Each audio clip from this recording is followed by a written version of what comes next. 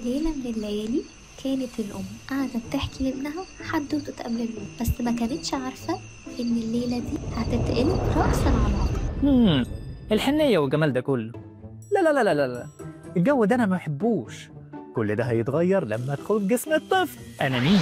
انا عدوى فيروسية، هدف نوصل لأسئلة الأطفال بالذات وأي شخص ما خدش اللقاح.